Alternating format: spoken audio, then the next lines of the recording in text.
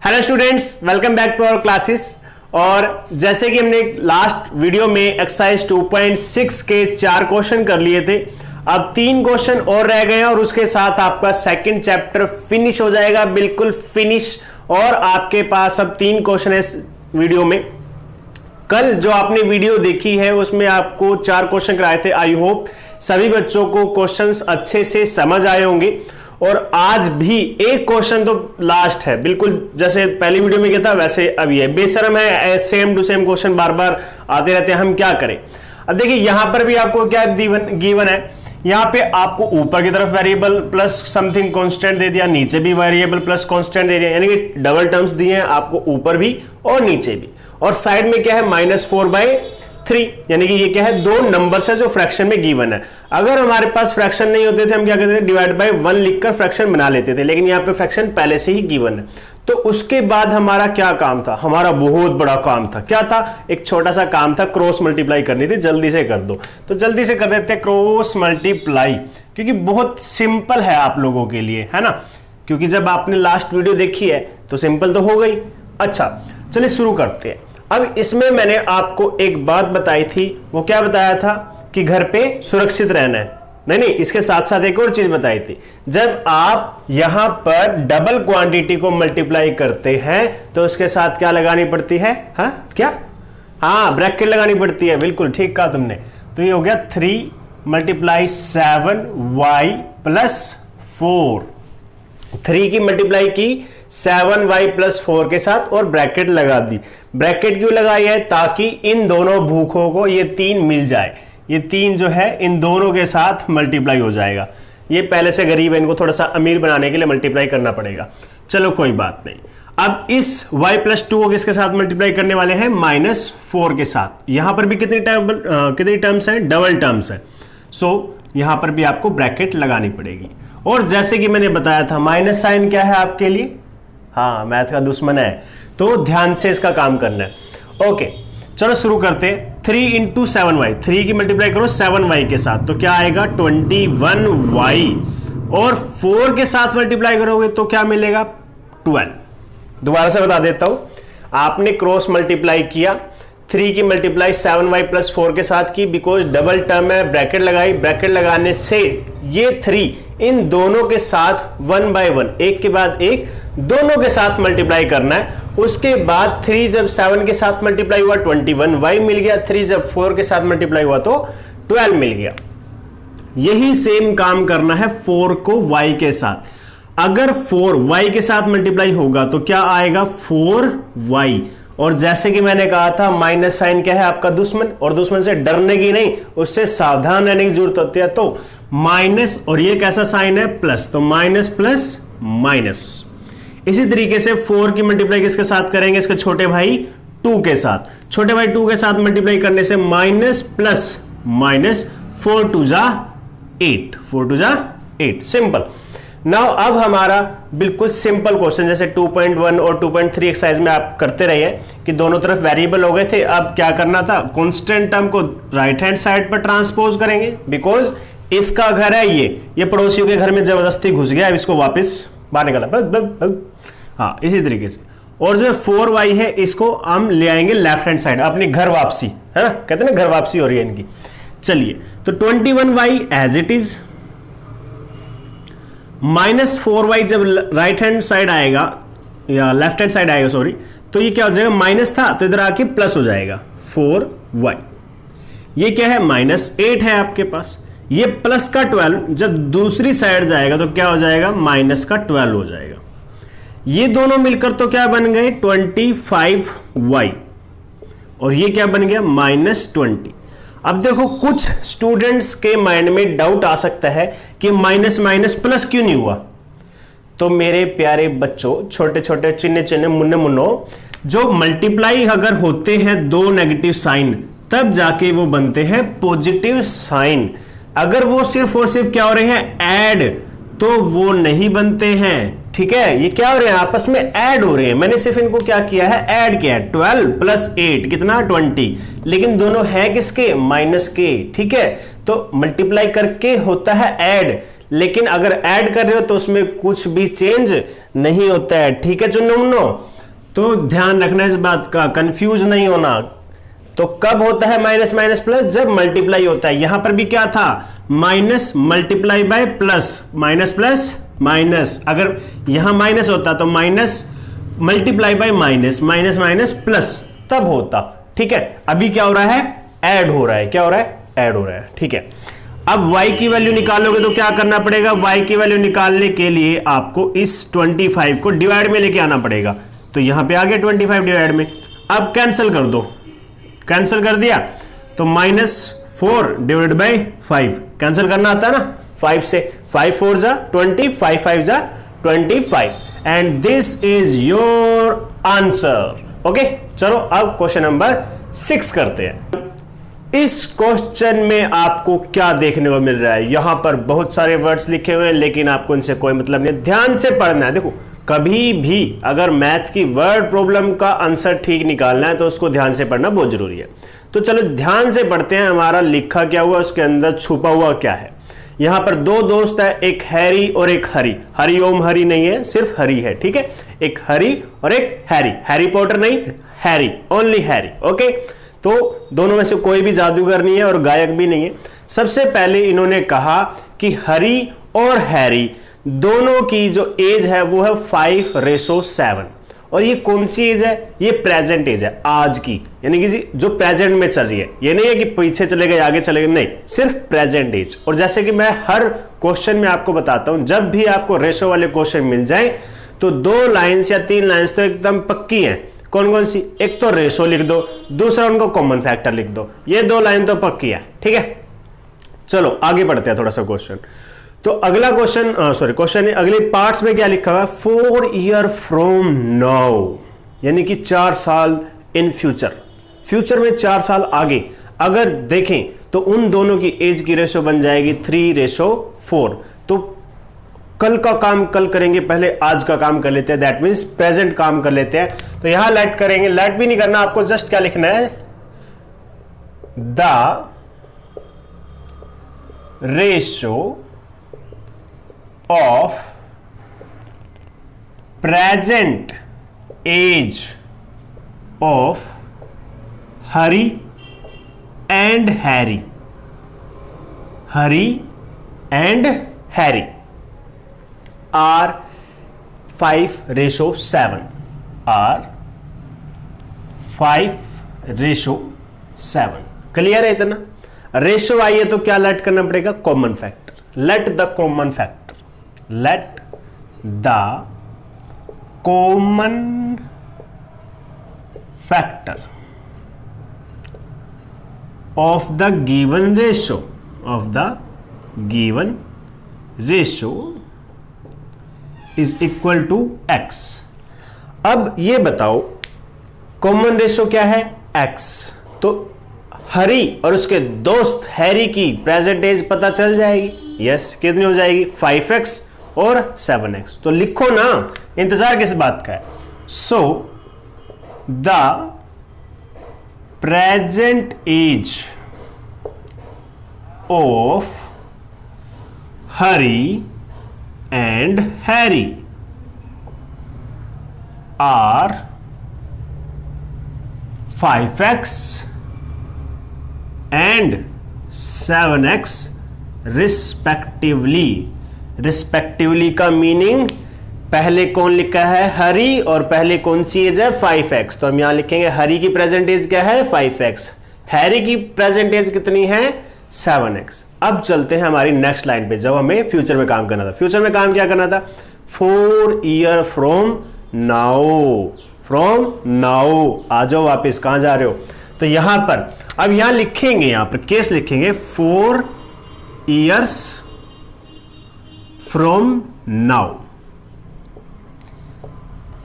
आपकी एज इस वक्त कितनी है? आज जितनी भी मान लो, मैं कहता हूं 10 साल की हो, 4 साल बाद कितने के हो जाओगे? सिंपल है ना, 10 + 4 यानी कि 14 ईयर्स के हो जाओगे। तो इनके साथ भी तो यही काम करेगा। ये कौन सा मंगल ग्रह से आए हैं, तो सेम काम होगा। तो एज ऑफ हरी, पहले हरि ओम हरि की एज कितनी मान लेते हैं? पहले 5x थी, अब कितनी हो जाएगी? 5x + 4, है ना, 4 साल बाद 4 साल बड़ा हो जाएगा। इसी तरीके से age of Harry, age of Harry, Harry की एज कितनी है 7x, तो 4 साल बाद कितना हो जाएगा, वो भी 4 साल बड़ा हो जाएगा, ऐड कर दिया। अब देखने वाली बात क्या है कि क्वेश्चन में कौन सी कंडीशन दी हुई है। क्वेश्चन ने कहा 4 साल बाद दोनों की एज की रेशो 3:4 हो जाएगी। कितनी हो जाएगी, 3:4, 3:4, ठीक है। तो अब यहां पे अकॉर्डिंग टू क्वेश्चन लिखना है, अकॉर्डिंग टू क्वेश्चन दोनों की एज कौन सी है, 5x + 4 एंड 7x + 4। तो इनका रेशो कैसे निकालोगे, डिवाइड करके निकालेंगे। 5x + 4 divided by 7x + 4। अब इन दोनों की रेशो उसने पहले ही आपको बता दी कि डिवाइड करने से कितना आंसर आएगा, 3/4, 3 / 4।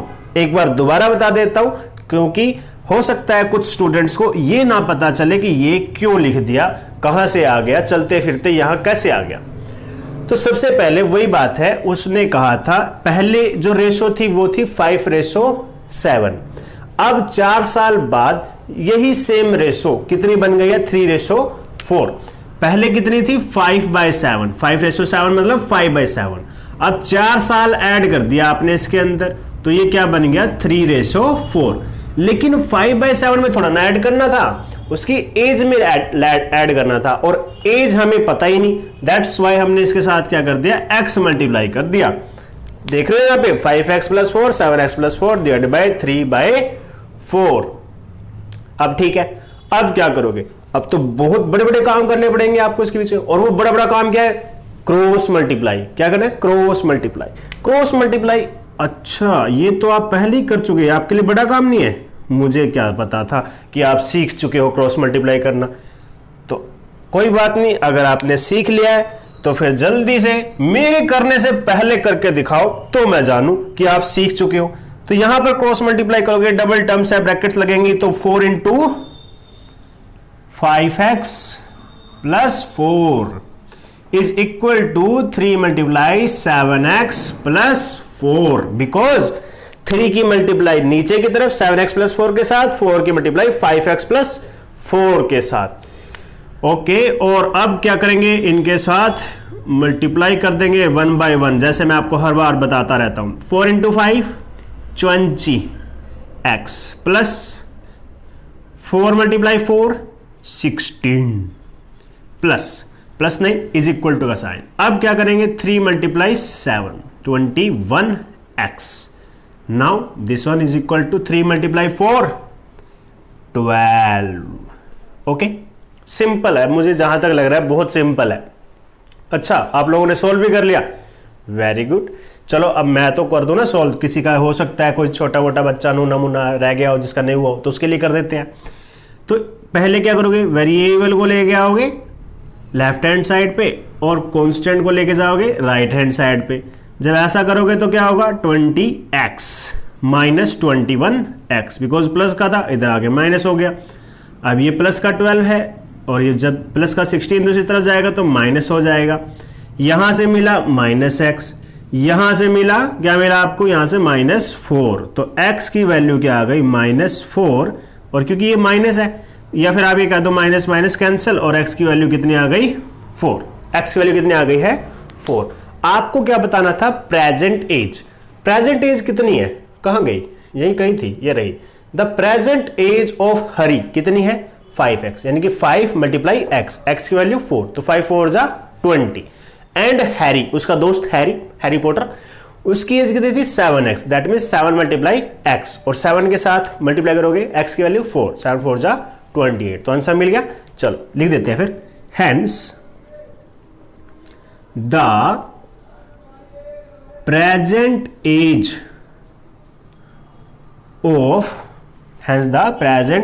Of Hari is equal to 5x, which is equal to 5 × 4, which is equal to 20 years.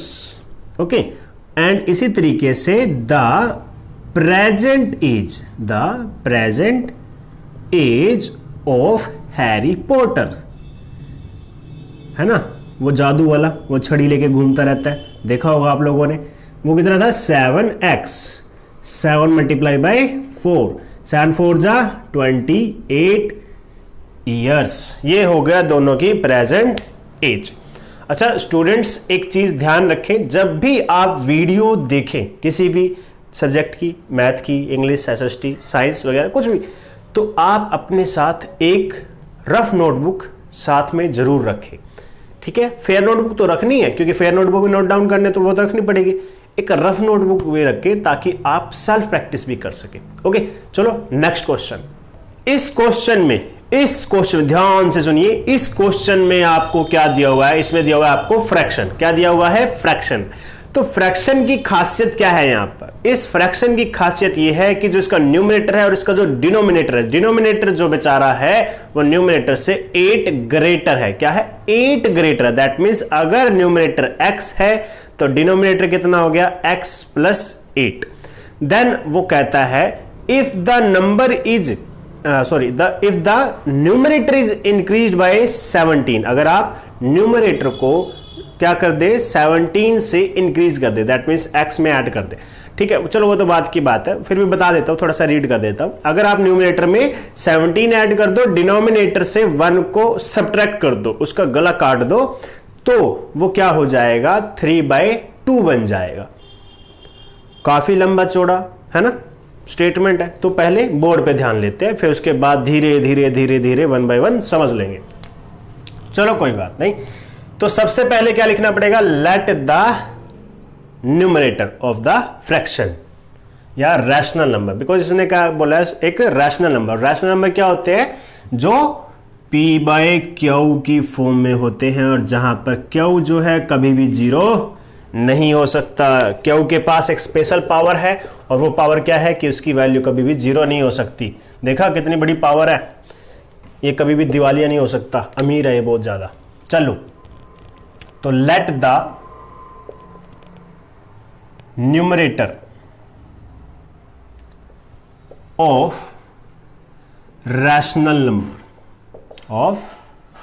Rational number is equal to x। x क्या है? हमारा न्यूमरेटर है। देन द डिनोमिनेटर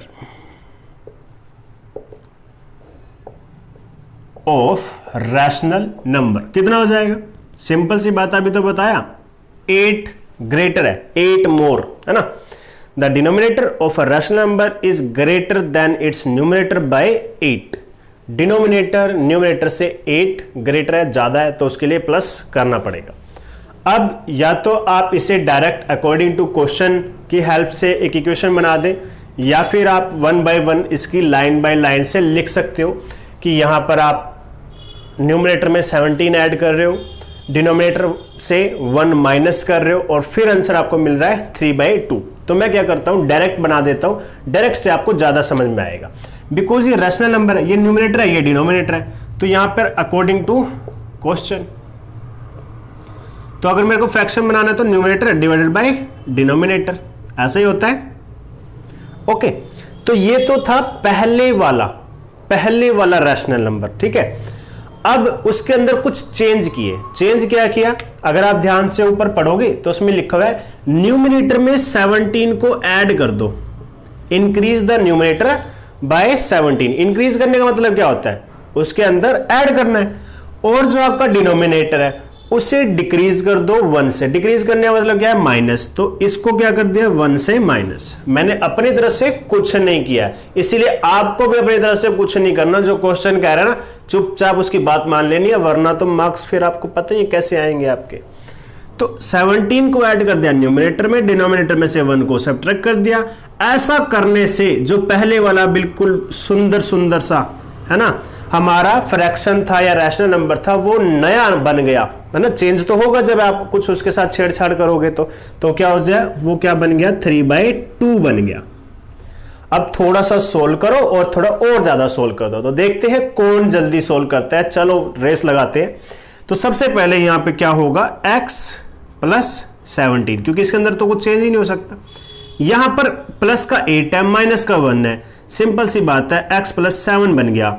अब यहां पर क्या है? 3/2 अब इतने बड़े बड़े काम करने पड़ेंगे ना आपको, इतने बड़े बड़े आप सोच नहीं सकते। कौन से बड़े बड़े काम करने पड़ेंगे आपको? यहां पर क्रॉस मल्टीप्लाई करना पड़ेगा।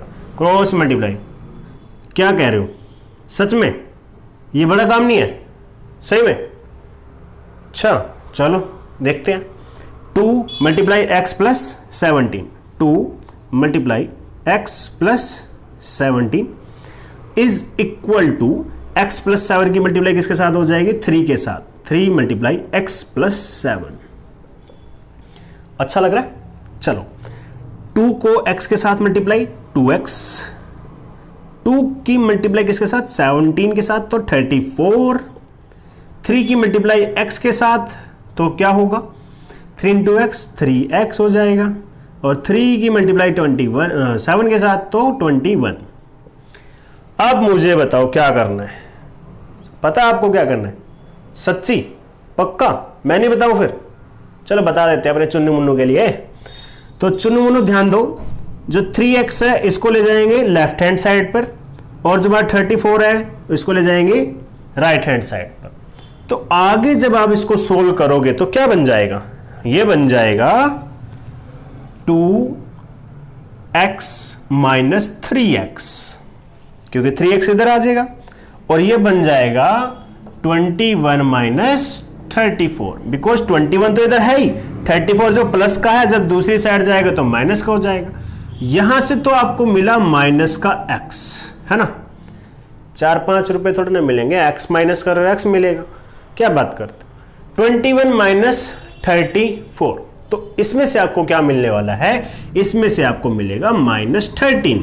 माइनस से माइनस कैंसल, x की वैल्यू आ गई 13। अब एक चीज आपको देखने लायक है, हमें चाहिए था रैशनल नंबर, रैशनल नंबर के न्यूमरेटर डिनोमिनेटर ये रहे, तो hence the rational number, hence the rational number, rational number कौन है हमारा? x by x plus 8। अब x की वैल्यू दोनों पे पुट कर दो, 13 plus 8 which is equal to 13 by 21. So this is your simple and simple, very simple answer. Okay, तो आई होप आप लोगों को वीडियो अच्छी लगी होगी, और क्वेश्चंस जो मेन मोटिव है, क्वेश्चंस अच्छे से समझ आए होंगे, आपने नोट डाउन भी किया होगा। ओके, अगर कोई भी प्रॉब्लम आती है तो आप कमेंट में लिखकर बता सकते हो। थैंक यू, आज की क्लास में बस इतना ही। Thank you, have a good day.